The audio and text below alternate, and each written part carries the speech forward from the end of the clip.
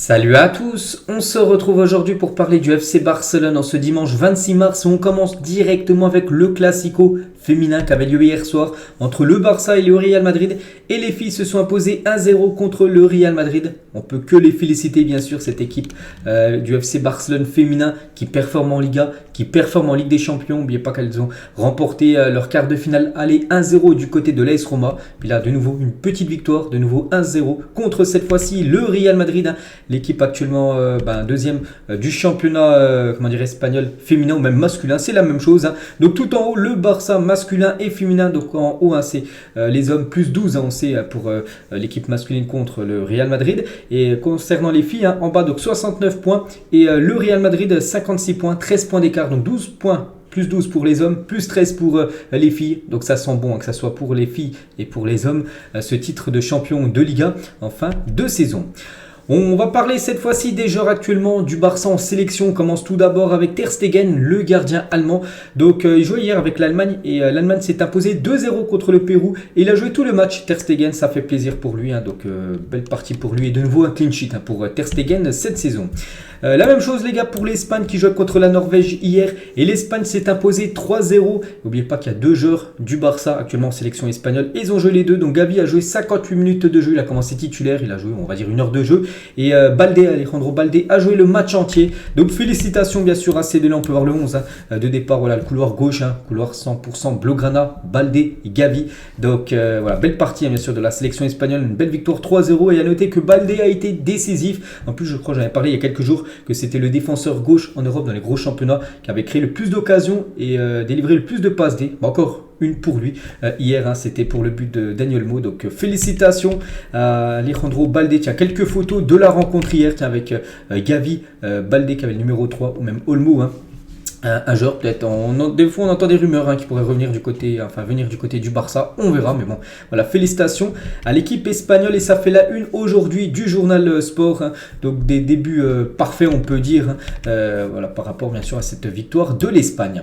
On va parler cette fois-ci du club du Barça parce que la reprise de la Liga, c'est la semaine prochaine, le week-end prochain et Xavi prévoit de tourner beaucoup contre Elche et il est possible que Eric Garcia, Marcos Alonso, Alba, Torre, Ferran et Ansu Fati commencent tous. En gros, c'est quasiment, on peut dire, des joueurs remplaçants parce qu'il n'y en a aucun pour moi qui est un titulaire indiscutable de cette équipe. Même Ansu Fati, même Ferran, même Marcos Alonso, c'est bien sûr des remplaçants.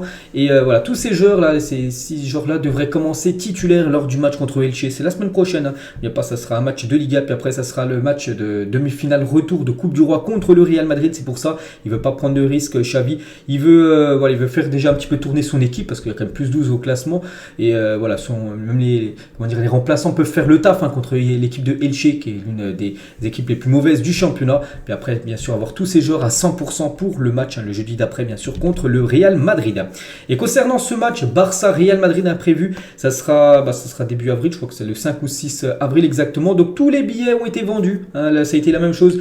C'était il y a une semaine, jour pour jour, dimanche dernier, lors du Classico en Liga. Bon, pour le Classico en Coupe du Roi, pareil, il n'y a plus de billets en vente, les gars. Ça sera guichet fermé. Cette rencontre, donc on attend de nouveau une magnifique ambiance. Regardez de nouveau un communiqué médical du club. C'est que ces derniers jours, on sait qu'il y a pas mal de soucis avec des joueurs blessés.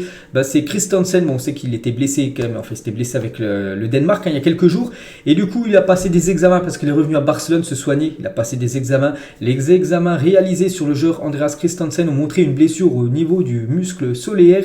La durée de son absence dépendra de son évolution. Mais bon, voilà, quand ils disent ça, on sait à peu près combien de temps il sera disponible. Donc, il va être absent entre 3 à 4 semaines. Donc, quasiment, on peut dire un mois d'indisponibilité. Va louper quasiment tout le mois d'avril là, Christensen. Donc tout d'abord, bien sûr, quand un joueur est blessé, on lui souhaite un bon rétablissement, qu'il revienne vite, parce que bien sûr pour moi c'est un joueur, et même pour Xavi, c'est un joueur cadre de l'équipe, ce joueur Christensen. Donc Christensen a disputé les 3 classicos cette saison, les remportant tous et en délivrant quasiment à chaque fois la meilleure performance à chaque fois. C'est-à-dire qu'à chaque fois il réalisait des masterclass contre le Real Madrid. Donc dommage que Xavi ne puisse pas compter sur lui pour le match retour de la Coupe du Roi. Ça sera sera un gros coup dur bien sûr vu qu'il ne sera pas là.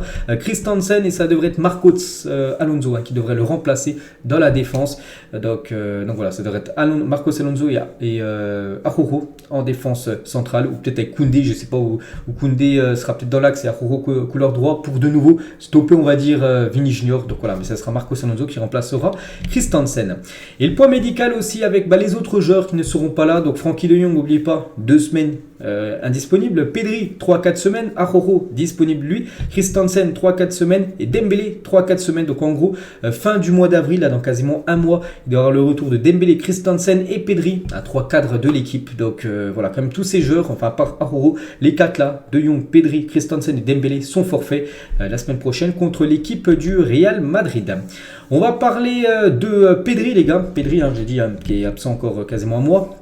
Ne prendra aucun risque concernant son rétablissement, il ne forcera rien, mais il veut jouer les derniers matchs de championnat et une éventuelle finale de Coupe du Roi, bien évidemment si le Barça élimine le Real Madrid. Donc il y aura une finale de Coupe du Roi prévue encore un mois après, et là ce sera l'objectif bien sûr de Pedri, disputer cette finale. Mais bon, il faudra déjà valider le billet de la finale en battant le Real Madrid, ou même en faisant un match nul vu que le Barça s'est imposé au match aller. Donc voilà, il ne veut pas prendre de risque, parce qu'oubliez pas qu'il avait pris un petit risque quand même, il avait un petit peu forcé, pourtant je me souviens avant le match de Classico la semaine dernière, il était venu à l'entraînement alors qu'il n'y avait même pas entraînement, des fois c'était jour de repos, il était venu pour être prêt pour ce match, puis du coup il s'est en gros rechute, c'est pour ça qu'il de nouveau il est blessé un mois. Donc là aucun risque sera pris, s'il n'est pas 100%, il ne reviendra pas. Pedri, on lui souhaite également un bon rétablissement. On va parler de ce joueur, il n'est pas blessé, mais actuellement il n'est pas en méforme. Un certain journaliste polonais critique Lewandowski pour sa forme récente et pour avoir marqué moins de buts que d'habitude. C'est vrai que du côté de la Pologne, la Pologne a joué, c'était avant-hier, ils ont perdu 3-1 contre la République tchèque. Il a joué tout le match entier, il n'a pas inscrit le moindre but. Lewandowski, on sait que aussi du côté de la Liga, même du côté du Barça, il marque un peu moins actuellement. Lewandowski, on sait que c'est un joueur de classe mondiale, à tout moment il peut revenir, il peut te mettre 4 buts lors du prochain match. Donc voilà, mais c'est un petit peu une période méforme, on va dire, pour l'attaquant polonais. On va parler de Busquets. Donc Busquets n'a pas encore accepté l'offre de renouvellement du Barça. La proposition économique est bien inférieure à ce qui était prévu. À partir d'aujourd'hui, il aime l'idée de signer pour un club de MLS, peut-être l'Inter Miami, parce qu'il a bien reçu, on peut voir qu'il a bien reçu une proposition. L'offre de renouvellement de Barcelone à Sergio Busquets est très faible, similaire au nouveau contrat de Sergio Roberto. Vous savez que Roberto a prolongé d'un an, mais avec un tout petit salaire. Mais en gros, c'est le même salaire à peu près que propose le Barça à Busquets pour prolonger. Busquets, il se dit, voilà, c'est quasiment un salaire divisé par 3, par 4 que ce salaire qu'il touche actuellement. Donc il hésite, il sait qu'il peut toucher un très beau salaire aux États-Unis. Donc il a la proposition depuis 10 jours. Depuis 10 jours, c'est sur son bureau chez lui, voilà, où il peut signer bien sûr et prolonger officiellement. Mais pour l'instant, il ne l'a pas fait. On ne sait toujours pas ce qu'il va faire, voilà, par rapport à ce nouveau contrat qui a été proposé par l'équipe Blaugrana. Donc il va devoir se décider de toute façon très rapidement. Sergio Busquets. On va parler de Jordi Alba. S'il n'accepte pas de baisser son salaire, Barcelone tentera de se débarrasser, en gros de vendre, plutôt on va prendre ce mot-là. Jordi Alba cet été, une autre option serait de le renouveler en reportant son salaire pour la saison 2023-2024 sur plusieurs années comme Umtiti l'a fait. Donc voilà, après ils peuvent le prolonger et comme ça s'ils le prolongent, ils peuvent descendre son salaire. Donc ça peut être gagnant bien sûr comme ça pour le Barça. Donc voilà aussi la situation actuellement aussi de Jordi Alba. Et vu qu'on parlait de Umtiti en tout fin de texte là, on va parler d'Umtiti, toujours genre du Barça, prêté actuellement à l'équipe de Lecce en Serie A. Et le souhait d'Umtiti est de jouer à nouveau pour Barcelone. En gros, il a peut-être demandé à son agent si c'était possible ou non un retour du côté du club pour jouer la saison prochaine, pas pour faire de la figuration. Et Umtiti s'est proposé de retourner à Barcelone s'ils ne peuvent pas obtenir la signature d'un défenseur central en raison de problèmes de fair play financier. Cependant, le club l'informera bientôt qu'il ne compte pas sur lui et cherchera le vendre. Donc voilà, du côté du Barça, Xavi, tout ça, en gros, il ne compte pas sur Umtiti. Donc lui aimerait revenir jouer du côté du Barça, mais le Barça, en gros, ne veut pas. Donc en gros, il sera certainement vendu ou de nouveau prêté la saison prochaine. Concernant ce joueur aussi qui aimerait faire son retour du côté du club, c'est Aubameyang a proposé de retourner à Barcelone avec le salaire le plus bas possible. Lui, pas de souci, il s'en fiche un peu de jouer. Pour l'argent, il veut revenir jouer du côté de Barcelone avec un salaire que le Barça lui donnera, peu importe le montant. Chelsea pourrait libérer son contrat ou le prêter. Le club suit sa situation car il pourrait couvrir Lewandowski pendant une saison. En gros, voilà, si Lewandowski il est dans une méforme comme actuellement, si Lewandowski est blessé, si Lewandowski est suspendu comme il a été le cas cette saison, n'oubliez pas qu'il a loupé 3 matchs de Liga. Alors il pourrait jouer comme ça Aubameyang, lui ça le dérange pas, vraiment s'il vient en tant que même remplaçant, pas de souci, il veut juste revenir du côté du Barça. En plus il accepte un petit salaire, je pense que le Barça doit foncer et faire revenir Pierre-Emerick Aubameyang. Des nouvelles aussi de Dest, c'est vrai que beaucoup je pense l'ont oublié, les gars. Dest, n'oubliez pas, il appartient bien au Barça, il est prêt à l'AC Milan et Dest va retourner également à Barcelone cet été. Bon, l'AC Milan n'achètera pas l'américain, bon lui ce sera un petit peu pareil que Mtiti, il sera vendu ou prêté, bien sûr. Xavi ne compte pas du tout sur Dest pour la saison future. Concernant Christensen qu'on a parlé tout à l'heure avec sa blessure, donc lui, vraiment lui il est intransférable, voilà, il y a vraiment des joueurs, ils n'ont pas du tout les mêmes statuts, donc il est absolument intransférable pour Barcelone. Il le considère comme un élément clé de la structure de l'équipe et compte sur lui à long terme, et voilà, c'est pour ça que des joueurs voilà, comme Dest, tout ça, ou même Titi, voilà, il compte pas peu, on va dire, dans les yeux de Xavi, mais lui les gars compte énormément. Christensen, bien sûr, c'est un joueur qui pourra rester de nombreuses années du côté du Barça s'il est autant performant comme il l'a été là depuis le début de la saison. Dans l'attente d'une confirmation supplémentaire selon les médias bosniaques, les dépisteurs, en gros les recruteurs du FC Barcelone, ont assisté au dernier match de la Bosnie contre l'Islande pour repérer l'arrière droit de 20 ans Amar Dedić du Red Bull Salzbourg. Vous savez que le poste de défenseur droit, on en parle, et en font un la saison prochaine. Et ce joueur, les gars, bon je connais pas, je vous cache pas, c'est un joueur de la Bosnie, Amar Dedić, en plus il est jeune, il a seulement 20 ans. Il y a des recruteurs du Barça qui sont partis regarder ce que ça donnait lors d'une rencontre Bosnie-Islande. Voilà, on sait que le Barça cherche un défenseur droit, peut-être ce joueur pourrait débarquer du côté du club Blaugrana. On revient, enfin on fait un petit détour plutôt en arrière, quelques années en arrière même, pas mal d'années, donc il y a 25 ans, jour pour jour en arrière. Donc Xavi a fait ses débuts en équipe première en tant que joueur de Barcelone. Voilà, le légendaire Xavi qui a fait une magnifique carrière en tant que joueur. Il a tout remporté du côté du Barça, que ce soit en sélection, la Coupe du Monde ou même l'Euro. Et bien sûr avec le Barça, la Ligue des Champions, la Liga, la Coupe du Roi, la Super Coupe UEFA, la Super Coupe d'Espagne, il y a quoi, la Coupe du Monde des clubs. Je sais pas si j'ai loupé la Coupe du Roi. Je crois j'ai dit tous les trophées possibles, à part peut-être l'Europa League, parce qu'il n'a jamais disputé l'Europa League bien sûr.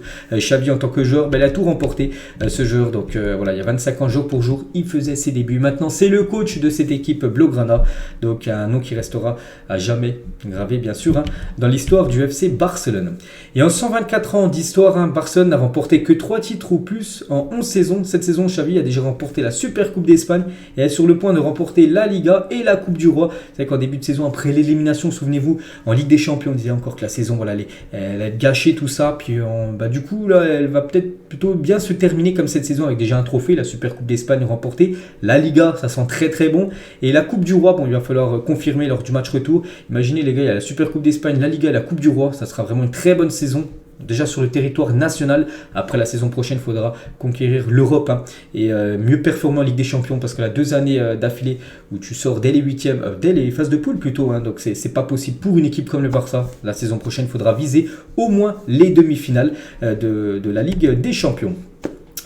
Lui pourrait faire comme son entraîneur actuellement, Sergi Roberto, il pourrait faire comme Xavi, a déclaré dans une interview à Barça TV qu'à l'avenir il envisagerait de devenir entraîneur, voilà, à la fin de sa carrière. D'ici, je sais pas, 2-3 ans, il passera certainement ses diplômes pour devenir coach, peut-être coach du Barça dans les années futures, Sergi Roberto. Piqué est au musée du club lui aussi, peut-être un jour il deviendra entraîneur, on ne sait pas. Et aujourd'hui il était du côté du Barça, du côté du Camp Nou, du côté du musée du club, faire un petit coucou on va dire aux employés. Javier Tebas, le président de la Liga qui n'aime pas le Barça, on le sait tous, Laporta voit des fantômes alors qu'il n'y en a pas. Ça ne s'annonce pas bien, l'affaire Negreira fait du mal et continuera de faire du mal non seulement au Barça mais à la réputation de tous les clubs. Il a également dit Messi ne peut pas être à Barcelone ni au PSG la saison prochaine. En fait, le PSG gagne moins d'argent que Barcelone. Donc voilà ce que dit Javier Tebas. Bon, lui, il adorait bien sûr revoir Messi déjà au Barça en Liga, parce que bien sûr Messi en Liga ça ferait remonter on va dire les droits télé, bien sûr, si Messi surtout revient du côté du championnat espagnol, et voilà, lui serait plutôt pour bien sûr qu'il revienne du côté du FC Barcelone. Une petite photo les gars, c'était à l'époque, c'était lors d'un match de Ligue des Champions je crois aussi, il n'y a pas de publicité, on peut voir le banner de la Ligue des Champions, et avec ce maillot les gars, ce maillot du Barça, ce maillot vert, hein, voilà, avec Qatar Foundation, le sponsor à l'époque. Et voilà, ce maillot, les gars, les mêmes couleurs, ça sera le troisième. Moi, je l'ai montré hier, mais c'est vrai qu'il va ressembler exactement aux trois, ce maillot à l'époque. Voilà, ce troisième maillot, la saison prochaine, ça sera aussi de couleur vert. Donc voilà, les gars, ce qu'il y a à dire en ce dimanche 26 mars. Donc voilà, là, plus les jours ont passé, plus on va commencer à parler déjà de la Liga, le match contre Elche, parce que ça commence la semaine prochaine, hein, ça revient. Puis après, il y a ce match contre le Real Madrid imprévu dans une dizaine de jours. Allez, moi je vous laisse, bon dimanche à vous et on se retrouve bien évidemment demain.